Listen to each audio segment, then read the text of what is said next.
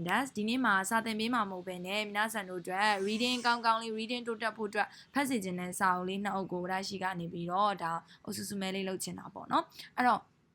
့ဒါ N3 level ရောက်နေပြီဆိုတဲ့လူတွေဆိုလို့ရှိရင်ဒီစာအုပ်လေးနှုတ်ကိုဖတ်စီခြင်းပါတယ်သူက JLPT အတွက်ပဲလားဆိုတော့မဟုတ်ဘူးပေါ့နော် JLPT အတွက်လေ့ကျင့်ပေးထားတဲ့ပုံစံမျိုးတော့မဟုတ်ပါဘူး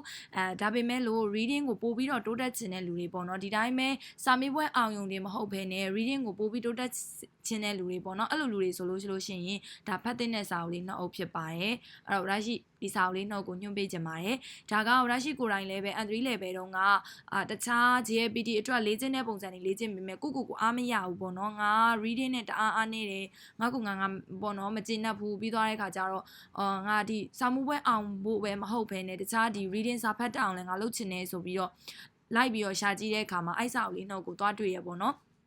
်တွေ့တော့အဲ့ဒါနဲ့ပထမဦးဆုံးအနေနဲ့ဗရရှိကဒီလိမ္မော်ရောင်စာအုပ်လေးကိုဝယ်လိုက်ပြီးတော့သူ့ထဲကပုံမြင်လေးတွေပေါ့နော်အဲ့ဒါလေးတွေကိုဖတ်ကြည့်တော့အဆင်ပြေတော့နောက်တစ်ခါထပ်ပြီးတော့ဒီအပြာအောင်စာအုပ်လေးထပ်ဝယ်သူက3အုပ်လာတယ်အဝါလေးအဲ့ဒီလိမ္မော်လေးရဲ့အပြာလေးရဲ့အနီလေးရဲ့ဆို3အုပ်လာတယ်ပေါ့နော်ဗရရှိကတော့ဒီ2အုပ်လောလောဆယ်ဖတ်ပြီးသွားပြီပေါ့အဲ့တော့ဒီ2အုပ်ကဒါဖတ်ခဲ့ပြီးသွားပြီဆိုတော့အနီလေးကိုလည်းပဲထပ်ဝယ်ပြီးတော့ဖတ်ကြည့်ပါအောင်ပဲဒါမဲ့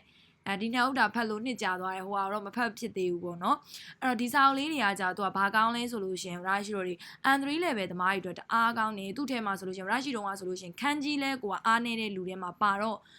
ခန်းကြီးကိုတကူးတကကြီးရေးပြီးကြက်ရတာကိုလည်းပြင်းတယ်ရရှိကအမှန်တိုင်းပြောတာပြင်းတဲ့ခါကျတော့အဲ့ဒါနဲ့စာဖတ်မယ်ဆိုပြီးတော့လို့တော့အဲ့ဒီဟာကိုတနေ့တပုတ်စီရရှိဖတ်ကြည့်ရသူ့ထဲမှာပုံမြင်လေးတွေကတအားစိတ်ဝင်စားဖို့ကောင်းနေငယ်တွေကပုံမြင်ဖတ်ရတာလဲကြိုက်တဲ့လူဆိုတဲ့ခါကျတော့လေဂျပန်လိုဖတ်ရတဲ့ခါကျပြီးတော့သူကပညာပေးလေးတွေပေါ့နော်အဲ့လိုဟာမျိုးလေးတွေဆိုတော့ဖတ်လို့ကလည်းတအားကောင်းနေအဲ့တော့ဘာလုပ်လဲဆိုလို့ရှင်သူ့ထဲမှာကခန်းကြီးလေးတွေလည်းပေးထားတယ်ခန်းကြီးရဲ့ပုံမှာဖူရီကာနာလေးတွေလည်းတင်ပေးထားတာဖြစ်တဲ့အတွက်ကြောင့်မို့လို့သူကဖတ်ရတာလည်းလွယ်တယ်နေ့တိုင်းလေ့ကျင့်လို့လည်းရတယ်ပေါ့နော်အဲ့တော့ရရှိကဘာလုပ်လဲဆိုတော့ဖုန်းလေးတစ်လုံးပေးထားမှချထားပြီးတော့စာအုပ်လေးနဲ့ပေါ့နော်နေ့ကင်းဘတ်ဆိုလို့ရှိရင်တစ်နေ့ကိုတစ်ပုတ်လောက်တော့ပြီးအောင်ဖတ်တယ်မသိတဲ့စကားလုံးတွေအများကြီးတွေ့ရတယ်ပေါ့အဲ့ဒီဟာကြရင်ဘာလုပ်လဲဆိုတော့ dictionary မှာဖုန်းရဲ့ dictionary မှာပြန်ရှာတယ်ဒါကဘာအဓိပ္ပာယ်လဲပြီးရင်အဲ့ဒါလေးကိုပြန်မှတ်ထားလိုက်တယ်ပေါ့နော်မှတ်ထားလိုက်ပြီးတော့ဒါဒီလိုအဓိပ္ပာယ်ပါလားဆိုအကုန်လုံးရအောင်လို့ဖတ်လိုက်တယ်ပြီးရင်နောက်နေ့ကြလို့ရှိရင်နောက်တစ်ပုတ်မဖတ်ခင်မှာအဲ့ဒီဟာကိုတစ်ခေါက်ပြန်ပြီးတော့ထပ်ဖတ်ကြည့်ရပေါ့နော်အဲ့တော့သူကအဲ့ဒါလေးတွေကိုဖတ်ကြည့်လိုက်တဲ့အခါကျတော့ဘာဖြစ်လဲဆိုတော့ရရှိအဲ့ဒီဟာတွေဖတ်တဲ့အခါမှာတဖြည်းဖြည်းနဲ့ပို့ပြီးတော့ခန်းကြီးတွေလည်းပို့တိုးတက်လာတယ် reading တွေလည်းပို့ပြီးတော့ရလာတယ်ပေါ့နော်အဲ့တော့ပြီးတော့သူ့ရဲ့ထဲမှာပါနေတာပြင်းစရာမကောင်းနေ့တိုင်းဖတ်ချင်စိတ်ဖြစ်အောင်ဆွဲဆောင်ပေးနိုင်တယ်လို့ရရှိထင်တယ်အဓိကကိုယ့်ရဲ့စိတ်နဲ့လည်းဆိုင်လိုက်မယ်ပေါ့နော်ကိုကပို့ပြီးတော့လည်းကိုတိုးတက်ချင်တာဖြစ်တဲ့အတွက်ကြောင့်မလို့တေချာလေးလဲကိုဒါကိုနားလေသဘောပေါက်အောင်လို့ဖတ်ကြည့်ဒါလေးကဒီအကြောင်းပြောထားတာပါလားဒီလိုလေးပါလားဆိုတာကိုနောက်နေ့တပုတ်ဖတ်ခံဒီမှာလဲဗရရှိကဒီအရင်နေ့ကဖတ်ခဲ့တဲ့ဟာကိုတစ်ခေါက်ပြန်ပြီးနားလေသဘောပေါက်အောင်လို့ပြန်ပြီးဖတ်ကြည့်လိုက်တယ်ပေါ့နော်ရရှိအနေနဲ့ဆိုလို့ရှင်ရရှိ N3 မှာ reading အမှတ်ပြရခဲ့တာအဲ့ဒီစာအုပ်နှစ်အုပ်ကြောင့်လည်းပါမယ်လို့တော့မျှော်ထင်တယ်ပေါ့နော်ကိုဘာကြောင့်လဲဆိုတော့ရရှိကဒီ JLPT တို့ဘာတို့ကို JLPT ဖြေတုံးအားဆိုလို့ရှိရင်ဒီအရန်မေးခွန်းအောင်းတွေဘာညာလေ့ကျင့်နေဆိုပေမဲ့လို့သူများကြီးလိုမျိုးreading tip တွေသုံးတာတို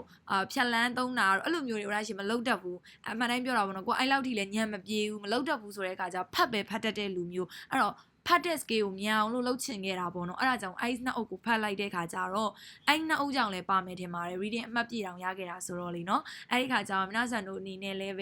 ဒါလေးကိုဖတ်ကြည့်စေချင်ပါတယ်သူကလုံးဝမပြင်းရစေတဲ့ပုံမြင်လေးတွေဖြစ်တဲ့အတွက်ကြောင့်မို့လို့မနာဆန်တို့အတွက်အဆင်ပြေမယ်လို့မျှော်လင့်လို့ပေါ့နော်ညွှန်ပေးလိုက်တာပါအဲ့တော့